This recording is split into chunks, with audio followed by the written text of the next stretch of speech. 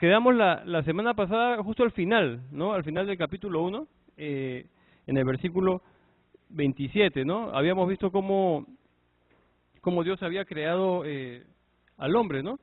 Y cómo lo había creado a su imagen y semejanza, y Dios lo bendijo, ¿no?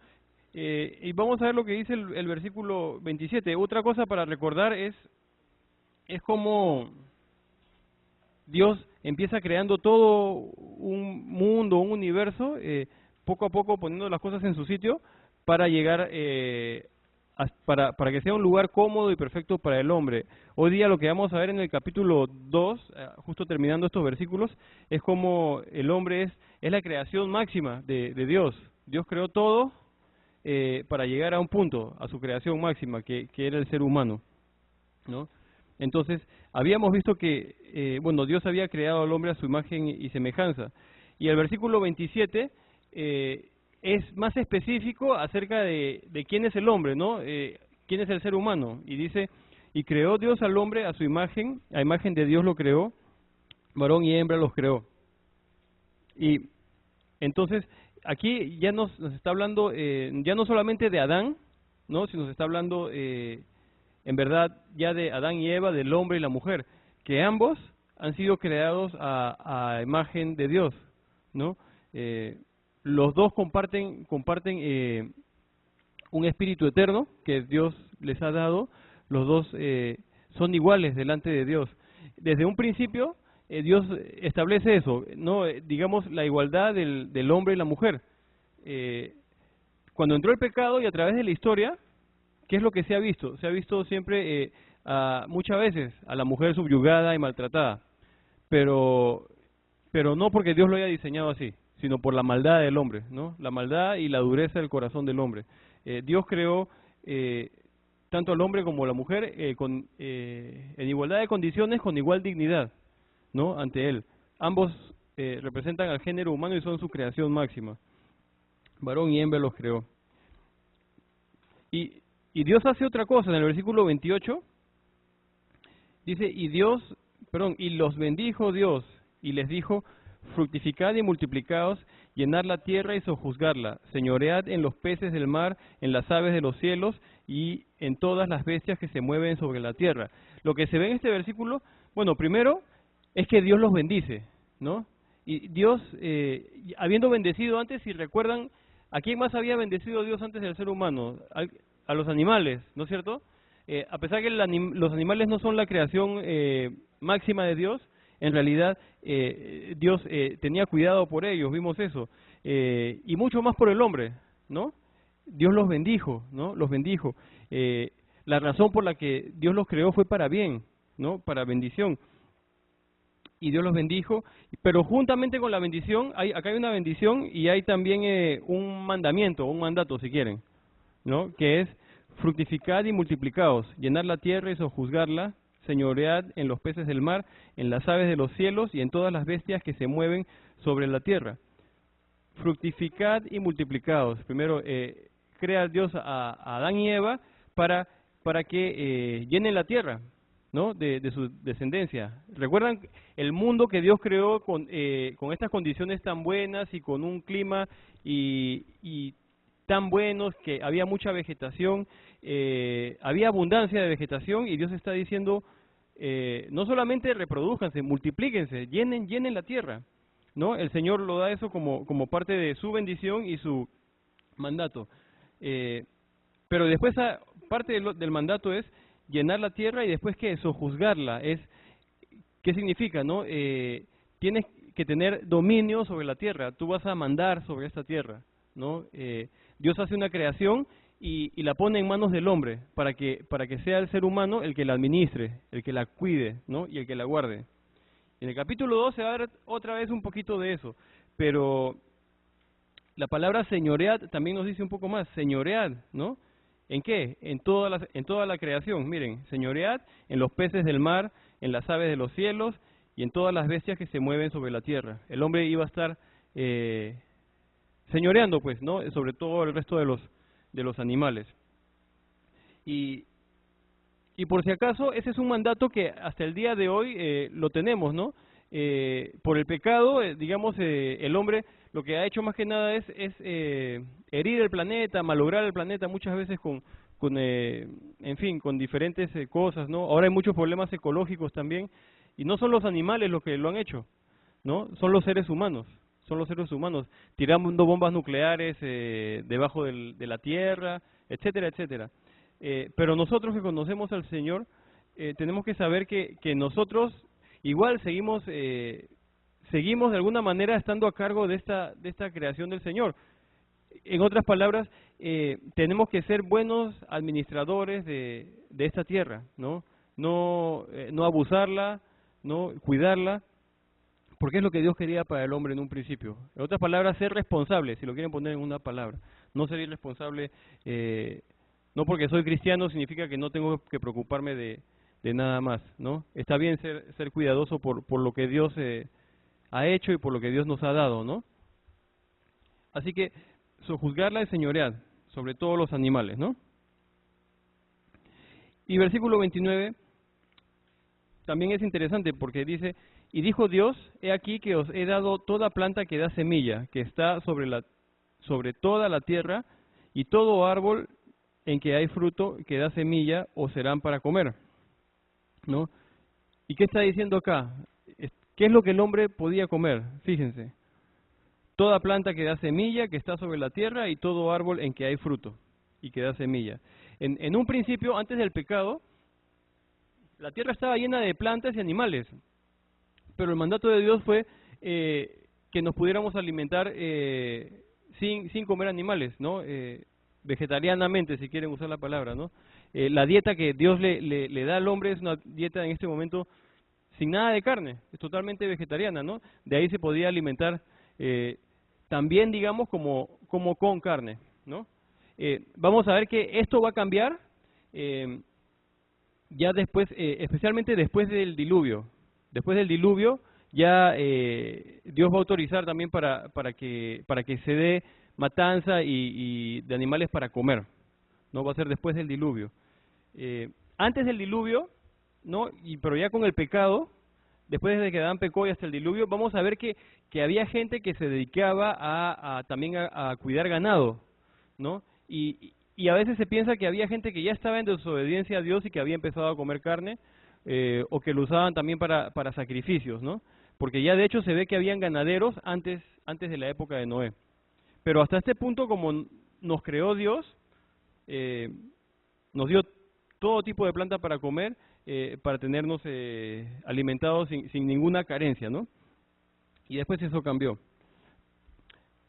Y el versículo 30 dice, y a toda bestia de la tierra, y a todas las aves de los cielos, y a todo lo que se arrastra sobre la tierra, en que hay vida, toda planta verde le será para comer. Y fue así. También, bien claro. Los animales, ¿qué iban a comer? Toda planta verde les será para comer, ¿no? Pueden imaginarse eso, todo tipo de animales, leones, en fin, cualquier animal salvaje que sea salvaje el día de hoy, se estaba alimentando de una dieta totalmente vegetariana en ese momento. Tenemos que acordarnos que la muerte entró por el pecado. Hasta antes de eso, no había necesidad para el hombre para cazar animales, ni para los animales ir y matar otro animal o seres humanos.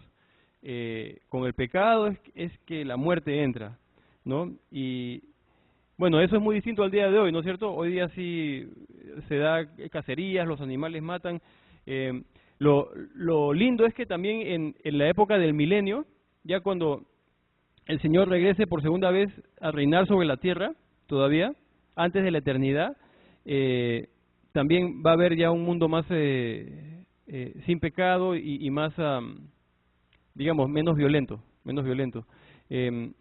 En los profetas del Antiguo Testamento dicen que jugará el lobo con el cordero, un niño los guiará, ¿no? El Señor va a llevar todo a lo que era originalmente, ¿no? El día de hoy estamos viviendo en pecado todavía. Y hay un versículo que no lo tengo aquí en la presentación, pero que nos dice Pablo, ¿no?, en el Nuevo Testamento, que la creación gime a una, ¿no?, por ser redimida, ¿no? Porque a consecuencia del pecado, no solamente el hombre sufrió, ha sufrido toda la creación, todo el planeta, animales incluidos, Los animales ahora son sujetos de persecución, en fin, hay muerte, ¿no es cierto? Hay todo eso.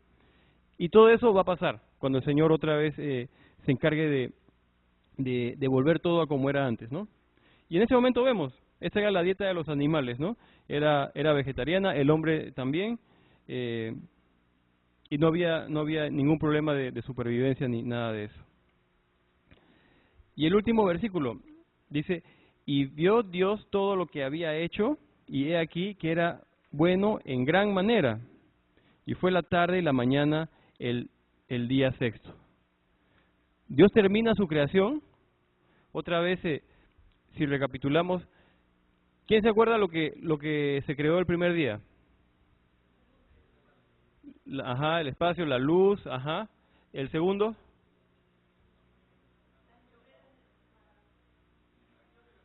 la expansión de las aguas, el cielo, y el mar, se separan. El, el tercer día, separación de la tierra del mar. El cuarto, aves, peces, o lumbreras. Lumbreras, las estrellas, los planetas, ¿no? Cuarto día, sí. Quinto, sí, muy bien, ¿no? Y las aves y los peces y los monstruos marinos, los dinosaurios también, ¿no? El quinto día. Y el sexto, ya es, sí, los animales y el hombre, ¿no es cierto? Los animales y el hombre. Están los 6 días, ¿no? El Señor Dios completó la creación. Y dice este versículo otra vez, y vio Dios todo lo que había hecho, y aquí que era bueno en gran manera. No solamente era bueno en gran manera, era muy, muy bueno, era perfecto, ideal, todo el mundo que había creado Dios, ¿no? No había absolutamente nada en este mundo que estuviera manchado, o que estuviera mal hecho, o que estuviera viciado. Era un mundo perfecto y sin pecado, ¿no? Dios termina su creación, y fue la tarde y la mañana el día sexto. Otra vez, fíjense que es Dios el que juzga, y que dice, primero Dios ve, Él puede ver, Él puede observar, y después Él da su juicio, dice, esto es bueno. Y una vez más, tenemos que recordar que es Dios el que nos dice qué es lo que es bueno y qué es lo que no es bueno, ¿no? Y aquí Dios dice que todo era bueno en gran manera. Y ya tendríamos que ir al capítulo 2, y sí, vamos a ir, pero antes de entrar, un comentario nada más, ¿no? Tenemos que recordar que las Biblias, así como las tenemos, bueno, son la palabra de Dios, pero las separaciones por capítulos y por versículos, eso ha sido agregado por el hombre. Eso nada más tiene unos siglos de antigüedad, eso no es original de la palabra de Dios. Y la razón por la que les digo esto, porque a veces van a encontrar en las Biblias con estas separaciones, unas separaciones que quizá no deberían estar ahí, ¿no? Por ejemplo, y uno de esos ejemplos, muchos creen, es este versículo 31, con los primeros 4 versículos del capítulo 2, porque en realidad este mismo relato recién acaba en Génesis 2:4, ¿no? Y bueno, acá se hizo la división, pero en realidad es el mismo relato que debería continuar. Por eso, a pesar que tenemos un capítulo nuevo, en verdad no siempre tiene que ser así. Nosotros tenemos que darnos cuenta, también reconocer esas cosas, porque han sido puestas por el hombre, ¿no? Por ejemplo, vamos a ver si lo vemos, ¿no? Dios creó todo, en el sexto día era todo bueno en gran manera. Y sigue el relato diciendo, fueron pues acabados los cielos y la tierra y todo el ejército de ellos. Está llegando como una conclusión final, ¿no? Todavía, acabados los cielos y la tierra, desde el día 1 otra vez, y todo el ejército de ellos. Todo el ejército. ¿Qué cosa es el ejército de los cielos? ¿Qué cosa es el ejército? ¿No? Ahorita vamos a ver. Y sigue el versículo 2. Y acabó Dios en el día séptimo la obra que hizo, y reposó el día séptimo de toda la obra que hizo. Y bendijo Dios al día séptimo, y lo santificó, porque en él reposó de toda la obra que había hecho en la creación. Estos son los orígenes de los cielos y de la tierra cuando fueron creados, el día que Jehová Dios hizo la tierra y los cielos. y toda planta del campo antes que fuese en la tierra, y toda hierba del campo antes que naciese, porque Jehová Dios aún no había hecho llover sobre la tierra, ni había hombre para que labrase la tierra, sino que subía de la tierra un vapor, el cual regaba toda la faz de la tierra. Entonces, otra vez, volviendo al versículo 1, fueron pues acabados los cielos y la tierra y todo el ejército de ellos. Todo el ejército de ellos, ¿qué es, no? Se refiere a las estrellas. Está hablando, cuando habla del ejército del cielo, está hablando acerca de las estrellas. Y no lo digo nomás porque quiera o porque lo haya leído. Hay unos versículos que nos dan cierta idea, ¿no? Se refiere a las estrellas. Por ejemplo, en Deuteronomio 4:19 dice: no sea que alces tus ojos al cielo, y viendo el sol y la luna y las estrellas, y todo el ejército del cielo, seas impulsado, y te inclines a ellos, y les sirvas. Porque Jehová tu Dios los ha concedido a todos los pueblos debajo de todos los cielos. Está diciendo, no te inclines ante, bueno, el sol, la luna, las estrellas, y todo el ejército del cielo. Está hablando de planetas y todo el resto de estrellas y cuerpos celestes, ¿no?, que hay en el universo.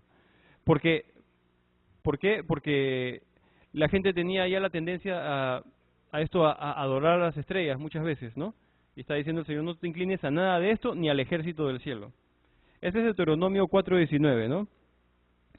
En Nehemías 9:6 dice: tú solo eres Jehová, tú hiciste los cielos y los cielos de los cielos con todo su ejército, la tierra y todo lo que está en ella, los mares y todo lo que hay en ellos, y tú vivificas todas estas cosas, y los ejércitos de los cielos te adoran, ¿no? Y otra vez se refiere a los cielos con todo su ejército, los cielos de los cielos con todo su ejército, ¿no? Refiriéndose a las estrellas otra vez, ¿no? En Nehemías 9:6. En Jeremías 33:22 dice: como no puede ser contado el ejército del cielo, ni la arena del mar se puede medir, así multiplicaré la descendencia de David mi siervo y los levitas que me sirven. Y aquí se ve un poco más claro, ¿no? Como no puede ser contado el ejército del cielo, todas las estrellas que están ahí, todos los planetas, no pueden ser contadas, son incontables para nosotros, y así multiplicaré la descendencia de David mi siervo, dice, y los levitas que me sirven. Entonces, es una referencia, una idea a lo que es el ejército, ¿no? El ejército de los cielos. ¿Cómo? Jeremías 33:22. Sí. No está saliendo nada. 33:22. Jeremías 33:22. Entonces, ahí dice, como no está ahí lo voy a repetir, ¿no? Como no puede ser contado el ejército del cielo, ni la arena del mar se puede medir, así multiplicaré la descendencia de David mi siervo y los levitas que me sirven. Entonces, el ejército de los cielos, ¿no? Las estrellas, ¿no? Ahora, otra posibilidad, y no se puede decir esto es así o ser así dogmático, cuando habla también en Génesis 2 de todo el ejército de ellos, posiblemente se puede estar refiriendo a ángeles también. Hay unos versículos que también pueden dar esa posibilidad. Pero como dice acá, es posiblemente, ¿no? Posiblemente, que esté hablando acerca de ángeles. Por ejemplo, en Primera de Reyes 22:19. Primera de Reyes 22:19 dice: entonces él dijo, oye pues palabra de Jehová. Yo vi a Jehová sentado en su trono, y todo el ejército de los cielos estaba junto a él, a su derecha y a su izquierda. El ejército de los cielos estaba junto a él. Se toma que es posible se está refiriendo a los ángeles en ese momento, junto al Señor, ¿no? Primera de Reyes 22:19. Primera de Reyes 22:19. Otro versículo, Segunda de Crónicas 18:18. Segunda de Crónicas 18:18 dice: entonces él dijo, oíd pues palabra de Jehová. Yo he visto a Jehová sentado en su trono, y todo el ejército de los cielos estaba a su mano derecha y a su izquierda. Otra vez, ¿no? todo el ejército de los cielos estaba a su mano derecha y a su izquierda, haciendo referencia a que posiblemente no son estrellas, ¿no? sino son los seres celestiales, ¿no? Los ángeles, querubines, serafines, ¿no? Que están a su derecha y a izquierda, ¿no? Porque Dios en verdad el universo es nada más una creación de Él, ¿no? Y Él cubre eso y está mucho más allá que las estrellas. Lucas 2, 13, 14. Lucas 2, 13, 14. Dice, y repentinamente apareció con el ángel una multitud de las huestes celestiales que alababan a Dios y decían, gloria a Dios en las alturas y en la tierra paz, buena voluntad para con los hombres, ¿no? Conocemos ese versículo con el nacimiento del Señor, ¿no? Apareció con el ángel una multitud de ¿qué? De las huestes. Es otra palabra para ejércitos, ¿no? Las huestes celestiales. O sea que se podría referir a ángel, es una posibilidad. Pero como les digo, es una posibilidad, ¿no? Lo que sí vimos era, claro, que era estrellas, ¿no? Entonces, estamos en Génesis 2.1, ¿no? Viendo todo esto. Y llegamos al versículo 2, dice, y acabó Dios en el día séptimo la obra que hizo, y reposó el día séptimo de toda la obra que hizo, ¿no? Y acá vemos, vemos dos cosas, y lamentablemente yo no he tenido tiempo quería hacer un par de cuadritos más, pero lo que podemos ver en este capítulo 2, hemos visto, voy a poner el versículo 1 por un momento nada más, fueron acabados los cielos y la tierra. Si ustedes se fijan, van a ver en todo este capítulo, es Dios haciendo para el hombre, ¿no? Y para su deleite, ¿no? Pero es Dios bendiciendo al hombre, creando todo para llegar a estar con el hombre. Y en el versículo 1 vemos que Dios acabó toda la creación, cielo y tierra, ya es una cosa que hizo, Dios acabó, ¿no? Y Dios está haciendo y haciendo y haciendo cosas durante todo este capítulo. Versículo 2, Dios acabó en el día séptimo la obra que hizo. ¿Qué más? Reposó, ya no solamente acabó, reposó el día séptimo de toda la obra que hizo. Entonces vemos hasta ahora, Dios acabó y Dios reposó también, ¿no? Dios es el que lo hace todo, en verdad. Y eso es interesante porque para nosotros que estamos tan lejos en el tiempo de Génesis 1.1, que hemos vivido sin Dios y hemos venido a conocer a Dios, podemos decir ahora también que es igual en la vida de alguien que conoce a Dios. Es Dios el que hace todo en nuestras vidas. Dios es el que hace todo. Dios es el que nos salva, nos da la fe para conocerlo a Él, nos limpia, nos lava, nos perdona, es el que nos santifica. Y por último, Él es las buenas obras que hacemos, dice Efesios, que ni siquiera son de nosotros, hasta las buenas obras que hacemos son de Él, hasta Él nos da eso para hacer, ni siquiera lo que hacemos viene de nosotros, sino viene de Dios, ¿no? Entonces, y es igual, aquí vemos en el principio sin pecado, era Dios obrando, Dios haciéndolo todo. Es una buena lección para nosotros, es Él el que hace todo. Entonces, en el versículo 2, acabó Dios en el día séptimo la obra que hizo y reposó, ¿no? Viene ya lo que es el descanso, ¿no? El día de descanso. Reposó el día séptimo de toda la obra que hizo. La palabra descanso en hebreo es la palabra Shabbat.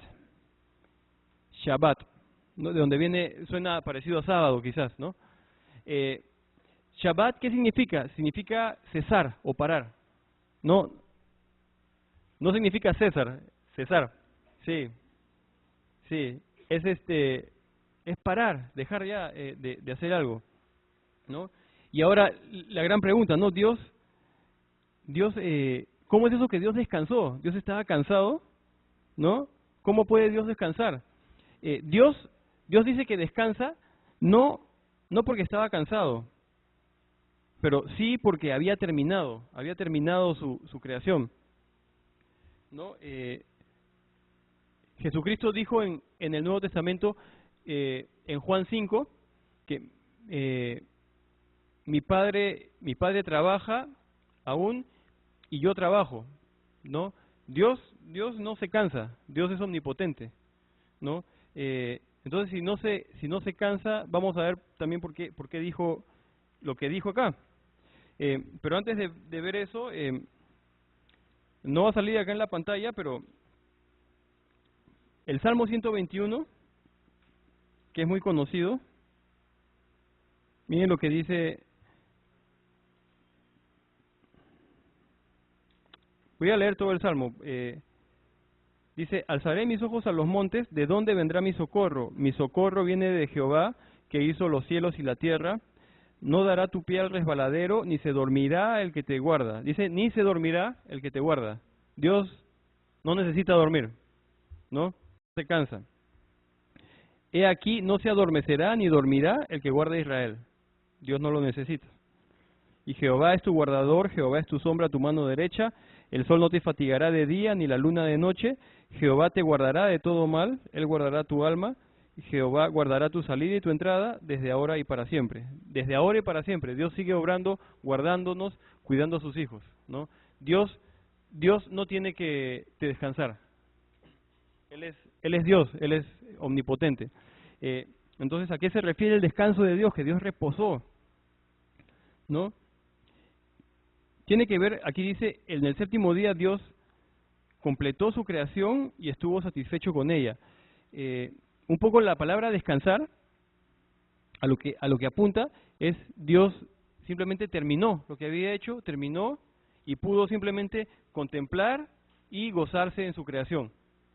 A eso se refiere el reposo, no a que tenía que descansar. Ya no había nada más que hacer, ya no había nada más que hacer y Dios pudo parar de hacer lo que estaba haciendo porque ya estaba todo terminado y simplemente observar y disfrutar la creación que Él había hecho. Y ese es el sentido de descanso de Dios, no de por cansancio, ¿no?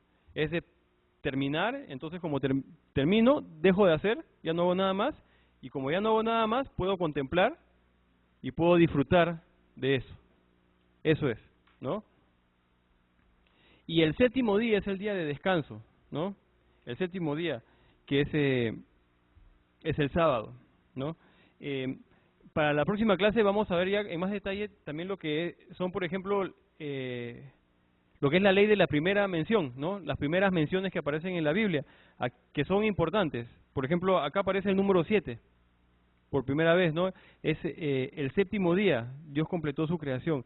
El séptimo día, Dios termina, entonces ya no hay nada más que hacer, está completo. Por eso se sabe que el número 7 representa en la Biblia plenitud, culminación y que se terminó y perfección. Porque vemos esta ley de primera mención, Dios lo menciona acá y después se empieza a repetir muchas veces. El número 7, el número de la perfección, el número de Dios. No hay nada más que hacer, está todo completo, todo hecho, ¿no? Y acá dice Génesis 1:31, ya lo leímos, porque todo lo que hizo Dios era bueno en gran manera. No había ya nada más que hacer y estaba todo perfectamente hecho. Y el versículo 3 dice, y bendijo Dios al día séptimo y lo santificó, porque en él reposó de toda la obra que había hecho en la creación. Dios bendijo el día séptimo y lo santificó, porque en él reposó. No sé si estaban apuntando las cosas que Dios hace en ese capítulo 2, que hemos visto que Dios creó todo, ¿no? Y después reposó. Ahora vemos que Dios bendijo al día séptimo y lo santifica. Ya van 4 cosas. 4 cosas que Dios está haciendo, ¿no? Bendijo Dios al día séptimo y lo santificó porque en él reposó de toda la obra que había hecho en la creación, ¿no? Y dice aquí, bueno, descanso de Dios, otra vez porque Dios hace 2 cosas, bendice otra vez y después santifica este día séptimo, el día de descanso. Santificar tiene, bueno, entendemos lo que es la palabra santificar, que viene de santo, de ser puro, de ser sin mancha, eso lo entendemos. El otro sentido de la palabra santificar es separar. Cuando Dios habla que somos santos, no es solamente que somos sin pecado, ¿no? De hecho, en este mundo, estando aquí, somos pecadores todavía, ¿no? Y a la vez somos santos. Porque la palabra separar, además del sentido de pureza, ¿no? También significa separar, estar separado de cualquier cosa, y para nosotros separados del mundo y separados para Dios. Eso es lo que significa la palabra santificar, estar separado del mundo y santificados para Dios. Y Dios santifica este día, Dios lo bendice y lo santifica, ¿no? Y el día de descanso. Vemos que de la obra de la creación de Dios está terminada, ¿no? Y antes de pasar a algo más, la obra de la creación, no hay mucho tiempo para hablar, y quizá en otra clase sí, acerca de lo que también cree, por ejemplo, la iglesia adventista, ¿no? Ellos hasta ahora guardan el sábado, ¿no? Y los judíos también, parte de los 10 mandamientos, tienen el guardar el sábado, ¿no? Los adventistas deciden guardar el sábado porque es su convicción, ¿no? Porque Dios lo dice desde el Antiguo Testamento. Y si alguien quiere guardar el sábado, bueno, está bien. Lo que sucede, el problema es cuando primero ya se hace una ley. Si lo tienes que hacer, si no, ya estás en pecado. Ese es el problema. Ese es cuando ya es una ley y ya no hay perdón, ya es otra cosa. Y además de eso, ¿cuál es la razón por la que los cristianos no guardamos, digamos, o no adoramos al Señor el día sábado, sino el domingo? El domingo es el día que venimos a la iglesia.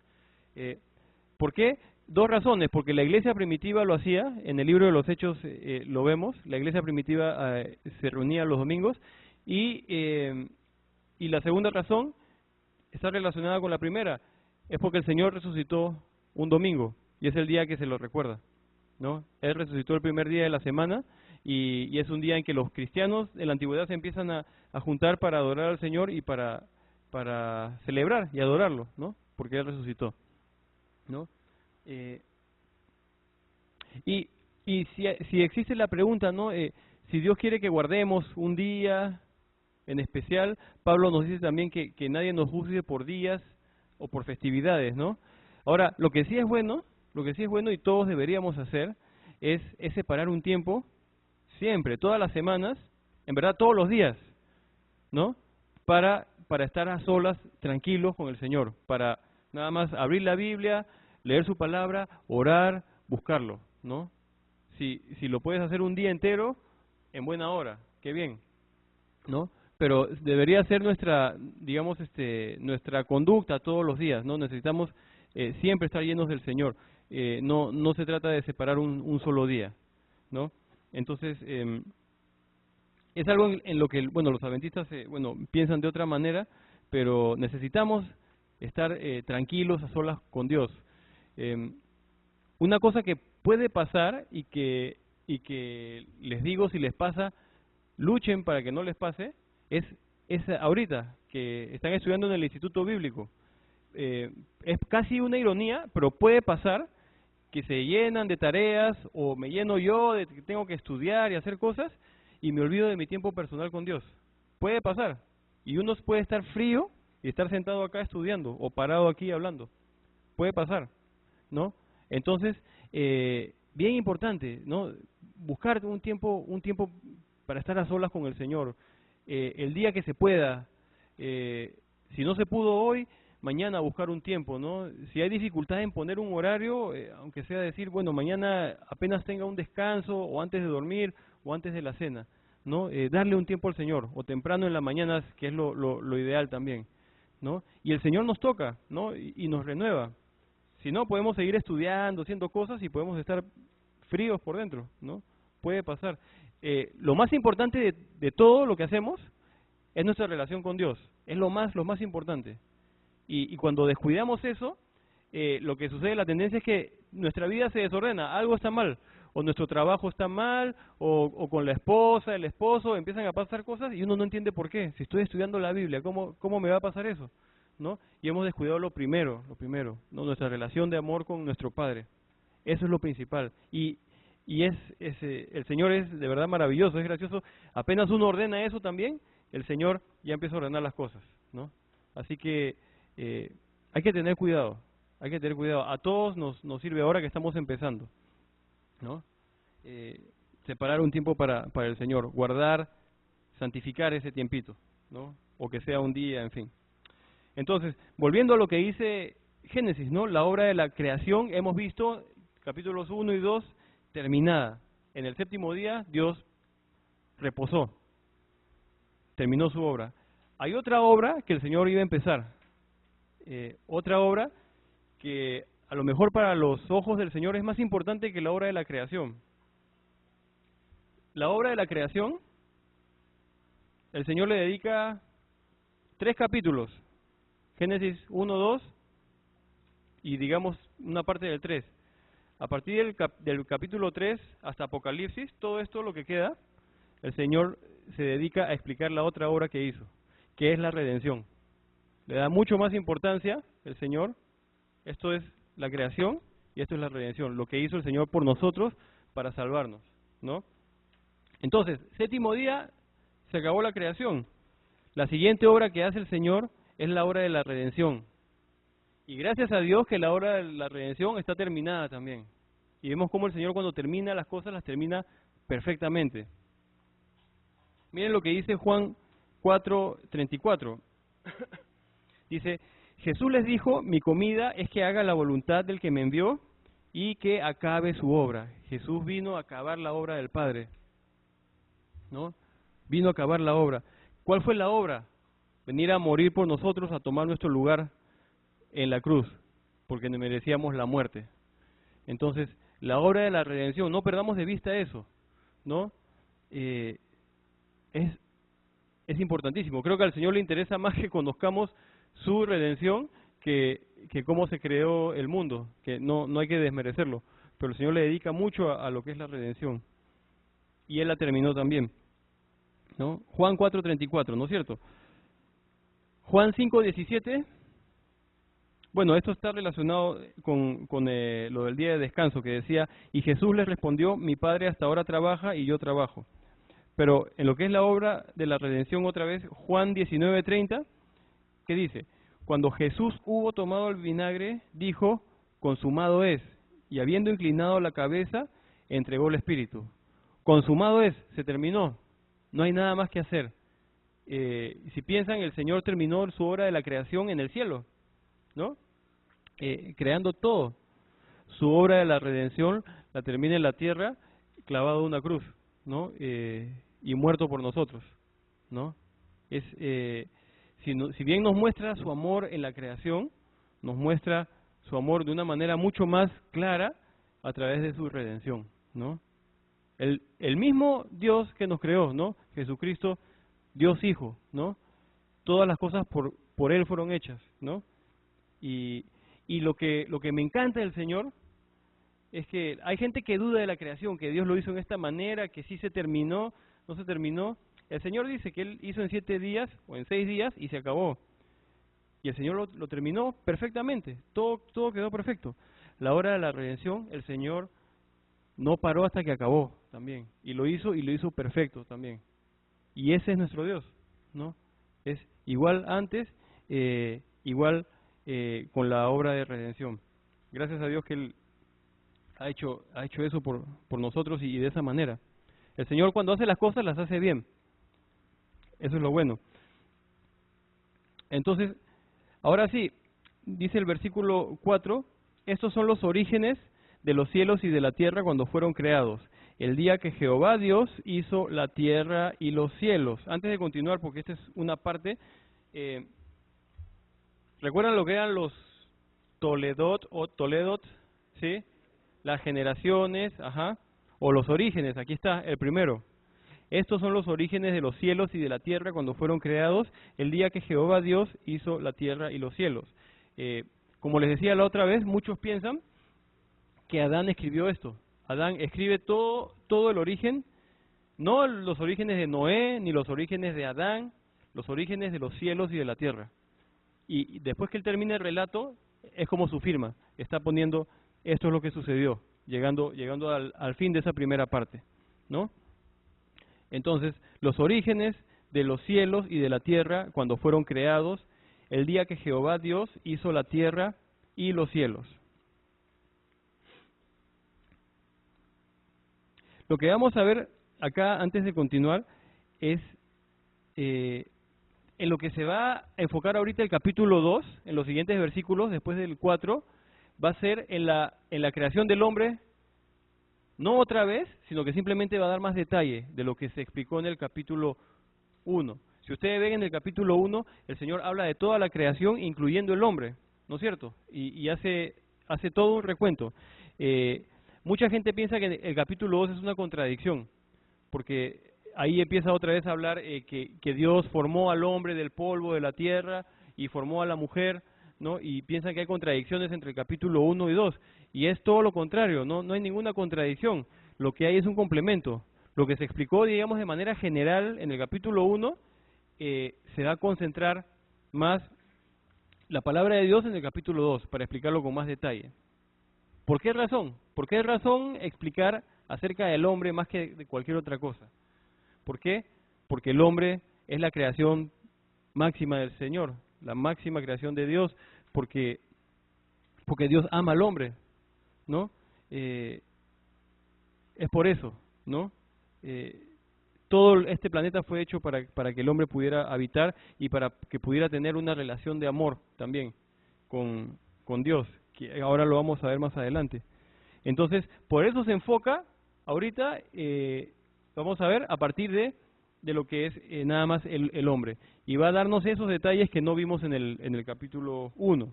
No hay ninguna contradicción, ¿no? Entonces vemos que aquí era un lugar perfecto para la creación máxima de Dios, que era el hombre, ¿no?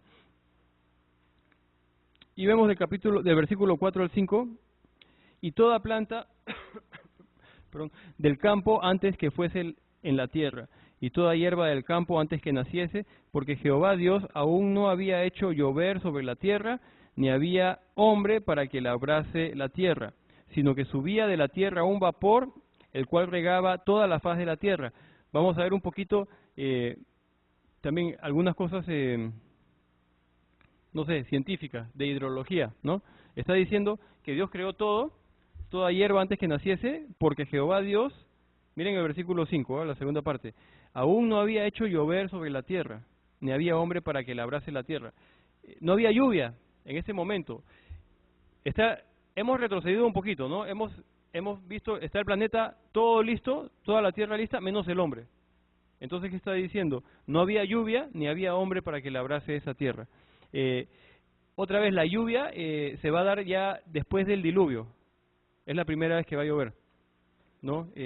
Antes estábamos en estas condiciones de la capa de agua rodeando la tierra, ¿no? Entonces no había llovido. Si no llovía, entonces ¿cómo se mantenían las plantas húmedas, regadas? Miren el versículo 6. Sino que subía de la tierra un vapor, el cual regaba toda la faz de la tierra. Subía de la tierra un vapor. Lo explican los científicos de esta manera, ¿no? Teníamos el ciclo día y noche igual, día de 24 horas en este momento. Bueno, había tanta diferencia de temperatura entre el día y la noche que permitía que el agua que estaba ahí de los ríos, ¿no? Tuviera una evaporación, ¿no? Y subiera, ¿no? Entonces, había un vapor que subía, ¿sí ven? Subía de la tierra. Y ese vapor que subía de la tierra hacía que la misma tierra y las plantas estuvieran húmedas y regadas. No era por lluvia, sino era más bien como de abajo, ¿no? Que se mantenían regadas. El cambio de temperatura entre día y noche permitía que pasara eso. ¿Eso sí se entiende o más o menos? En vez de que cayera lluvia, el cambio de temperatura subía el rocío desde abajo, quizá de la misma tierra, subía, y eso era lo que mantenía a las plantas húmedas, ¿no? Y regadas, porque no había lluvia, venía de abajo de la tierra, más bien, ¿no? Entonces, subía de la tierra un vapor, noten, subía el vapor, el cual regaba toda la faz de la tierra. Al decir subía, ¿de dónde venía? ¿No? De abajo, ¿no? Entonces, a veces son cosas que cuestan, no entendemos, pero, y a veces a la vez la Biblia es tan simple, ¿no? Y lo está diciendo ahí. Había, ¿de dónde venía el agua que estaba abajo de la tierra? Se cree también que había ríos subterráneos, como los hay hoy día, ¿no? Y que ese era el sistema de irrigación. Voy a mostrarles un poquito lo que es el ciclo hidrológico, ¿no? Eh, el ciclo de evaporación y condensación, ¿no? Esto es, antes del diluvio era así, era un ciclo de evaporación y condensación. ¿Qué significa eso? ¿No? Simplemente lo mismo, ¿no? Había agua subterránea y con esa agua se evaporaba, subía a la superficie y hacía que la tierra y las plantas estuvieran regadas, porque no había lluvia. Eso es lo que es evaporación y después se condensaba, ¿no? Sobre las plantas. Así eran las cosas antes del diluvio. Ahora, después del diluvio, lo que es el día de hoy, ¿cómo es el ciclo hidrológico? Es diferente, ¿no? Es, eh, los vientos llevan a las nubes, ¿no? Y las nubes hacen que produzcan lluvias en diferentes lugares. Y también los cambios de estación son los que traen lluvias, ¿no? Y ya tiene que ver más con agua que cae del cielo que con agua que venga de abajo de la tierra, ¿no? Entonces, a pesar que suena bastante diferente y hasta un poco extraño, las condiciones del planeta eran diferentes antes. Era un lugar tropical en el cual sucedía eso. Ahora nosotros, esto es lo que estamos acostumbrados, vientos, nubes, lluvias, ¿no?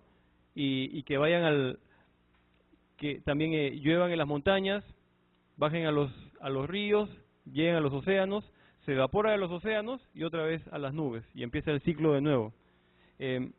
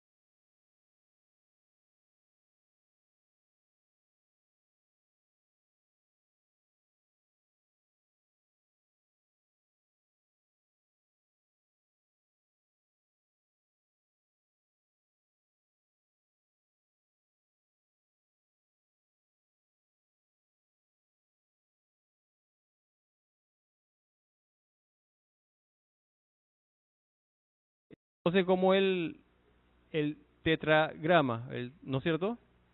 Que son las 4 letras del nombre de Dios, YHWH. Ese es el nombre de Dios, ¿no? En el Antiguo Testamento, YHWH. Es un nombre impronunciable, ¿no? YHWH. De ahí se tomaron vocales para... ¿Cómo se llega de YHWH a Jehová? ¿Cómo sucede eso? ¿Conocen la palabra Adonai? La palabra también que significa Señor, ¿no es cierto? Bueno, tomaron las vocales de Adonai, o algunas vocales, y las insertaron en este YHWH para formar algo parecido a Jahovai, que se convirtió en Jehová. Y por eso las Biblias católicas, siguiendo, ¿no?, lo mismo, terminaron con la palabra Yahvé. Provienen de haber insertado las vocales de Adonai, que significa el Señor. Porque para los judíos el nombre de Dios es impronunciable. El nombre de Dios no se pronuncia, ¿no? Entonces, cuando llegaban en algún momento que tenían que mencionar el nombre de Dios, no decían Dios, sino decían Adonai, el Señor, para no pronunciar el nombre del Señor, para no tomarlo en vano. Los escribas del Antiguo Testamento, como no había libros, ellos escribían en rollos, ¿no?, de papiro, escribían, ¿no?, transcripciones del Antiguo Testamento, y así se conservó el Antiguo Testamento. Cuando estaban escribiendo, cuando llegaban a la palabra Dios, Jehová, ¿no?, YHWH, lo que hacían los escribas era dejar su lapicero, dejar todo lo que hacían, se iban, se bañaban, se purificaban, se cambiaban y después escribían la palabra, porque para ellos el nombre de Dios era sagrado, ¿no? Así lo tomaban, ¿no? Y el día de hoy, si ustedes alguna vez leen alguna revista judía o están en una página web judía, van a ver que no escriben la palabra Dios tampoco. Muy posiblemente van a encontrar D, rayita, rayita, S, para no pronunciar las vocales, para no pronunciar el nombre de Dios en vano, porque para ellos era sagrado, ¿no? Entonces, de ahí viene la palabra Jehová o Yahvé, ¿no? Pero la palabra original no existe como Jehová, es YHWH, el nombre con el que Dios se dio a conocer, ¿no? Pero bueno, Jehová Dios formó al hombre del polvo de la tierra, va a decir que aquí lo formó del polvo de la tierra, ¿no? Y también los evolucionistas o gente que no quiere creer, dicen pues eso es una alegoría, es un cuento, ¿no? Cómo Dios formó al hombre de la tierra, ¿no? Y sin embargo es así, ¿no? Y sopló en su nariz aliento de vida y fue el hombre un ser viviente. El hombre es formado de la tierra. Los cuerpos humanos, el cuerpo humano contiene los mismos 13 elementos básicos que se encuentran en la tierra. Si ustedes agarran tierra afuera, la tierra está compuesta de 13 elementos básicos que son los mismos que están en el cuerpo humano, ¿no? El cuerpo humano es muy complejo, ¿no? Y a la vez es muy simple, formado de material tan simple, ¿no? Dice ahí, los cuerpos humanos o el cuerpo humano contiene los mismos 13 elementos encontrados en la tierra, que se encuentran en la tierra, ¿no? Estamos formados de lo mismo. ¿Qué sucede cuando la gente muere y entierran a alguien o encuentran un cadáver que estuvo en la tierra después de muchos años? Ya encuentran que la carne se descompuso y forma parte otra vez de la tierra. Eso es lo que se encuentra, porque vuelve a ser la misma esencia, es tierra, de los mismos elementos que está hecho el cuerpo humano, está hecha la tierra, ¿no? Aunque parezca increíble, ¿no? Estaba leyendo, de repente hasta en una roca, ¿no? Una roca puede contener los mismos 13 elementos que contiene el cuerpo humano. Y claro que nosotros somos hechos de manera distinta, ¿no? Y ya tiene que ver, eso ya tiene que ver con las combinaciones químicas para que algo resulte tierra o piedra o cuerpo humano, ¿no? Pero es básicamente formado del mismo material, ¿no? Ahora, ¿cuál es la diferencia? Para nosotros, si somos seres hechos a imagen y semejanza de Dios, Somos mucho más a los ojos de Dios que un animal, que la tierra o que una piedra, ¿no es cierto? ¿Cuál es la diferencia? En nuestra vida, este versículo 7 nos dice, y sopló Dios en su nariz aliento de vida. Eso Dios no lo dice de los animales, no lo dice de las plantas, no lo dice de nadie. Dios mismo dice que sopló en el hombre aliento de vida. Fue una acción directa de Dios hacia el ser humano, hacia el cuerpo humano, para que tuviera vida, ¿no? Aquí vemos otra vez más lo especial que es el ser humano en su formación para Dios, ¿no? Vemos un poco más lo que significa ser a imagen y semejanza de Dios. Y la palabra aliento de vida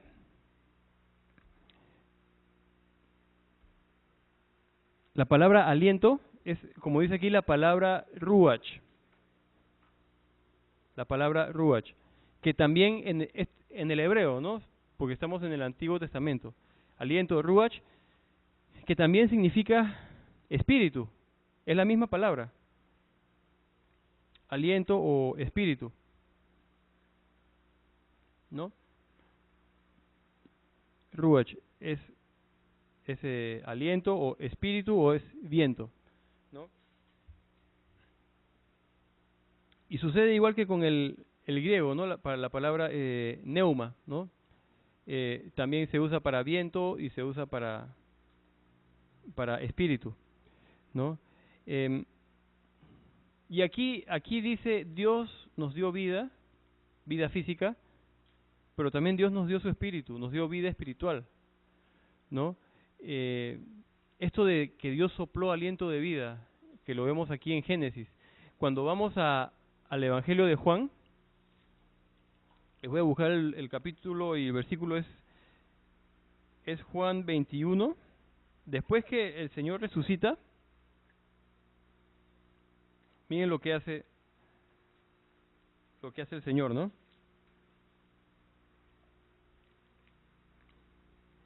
Va a decir el Señor, perdón, en el capítulo 20, ¿no? El Señor se aparece en el versículo 21, Juan 20, versículo 21, se aparece a los discípulos y dice, entonces Jesús les dijo otra vez, paz a vosotros, como me envió el Padre, así también yo os envío. Y habiendo dicho esto, sopló y les dijo, recibid el Espíritu Santo, ¿no? El Señor sopló, como vemos acá que sopló y dio aliento de vida física. El Señor, cuando completa las cosas en nuestras vidas, cuando ya lo conocemos, sopla y recibimos el Espíritu Santo, como lo recibieron los apóstoles, ¿no? Entonces es la obra que hace Dios. Con su aliento nos da vida física y nos da vida espiritual, ¿no? Y lo vemos ahí, ¿no? Y ahora en el versículo 8 ya se va a ver otra cosa más que Dios está haciendo. ¿Han apuntado las cosas que Dios ha estado haciendo? En el 7, ¿qué hizo, por ejemplo?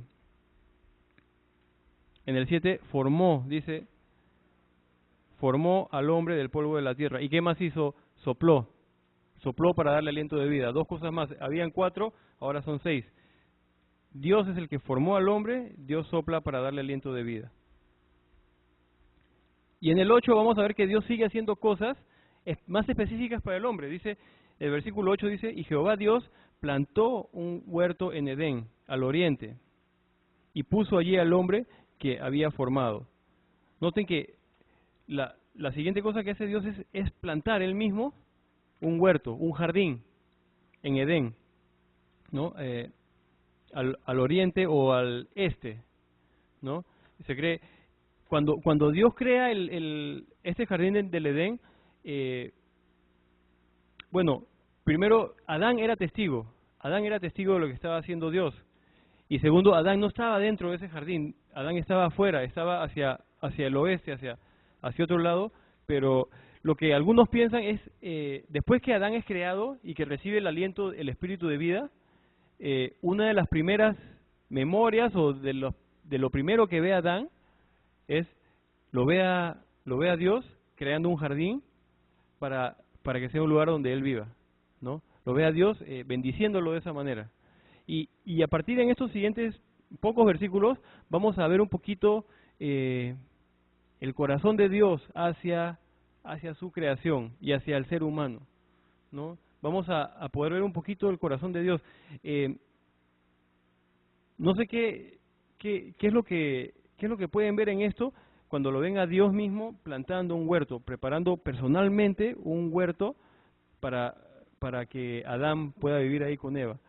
Se ve cuidado, se ve cariño de parte de Dios, se ve amor, ¿no? Dios no tenía necesidad. Dios creó, si pensamos que Dios creó el universo y todo lo creó nada más hablando, y en ese momento el Señor mismo planta un huerto, ¿no? No porque tenía necesidad, sino es una expresión de amor. El Señor directamente lo hace. Entonces vamos a ver un poquito del cuidado y amor de Dios en estos versículos. Si había ya varias cosas que Dios estaba haciendo para el hombre en la creación, ahora vemos una más, que Dios mismo plantó un jardín para el hombre. Dios es el que lo plantó. Y en el versículo 9 dice, y Jehová Dios hizo nacer de la tierra todo árbol delicioso a la vista y bueno para comer. También el árbol de vida en medio del huerto, y el árbol de la ciencia del bien y del mal. Entonces, retrocedo al versículo 8, Dios planta un huerto, un jardín en Edén, y pone ahí al hombre mismo. Ojo, es otra cosa que hace Dios, no solamente lo planta, sino pone al hombre, en el versículo 8. Él mismo lo pone al hombre, ¿no? En un lugar perfecto para él. Y en el versículo 9, Jehová Dios hizo nacer de la tierra todo árbol delicioso a la vista y bueno para comer, también el árbol de vida en medio del huerto y el árbol de la ciencia del bien y del mal. En este versículo 9, por ejemplo, Dios hace nacer de la tierra, que es una cosa más que hace. ¿Qué es lo que hace nacer? ¿Qué dice el versículo? Es todo árbol y árboles con dos características, ¿no? Dos características de los frutos de ese árbol. ¿Qué tenía? Eran deliciosos a la vista. Era rico ver la fruta ahí. Era una fruta rica, perfecta para comer, deliciosa. Y bueno para comer. Son dos cosas que dice ese versículo 9, ¿no? Está diciendo que, otra vez,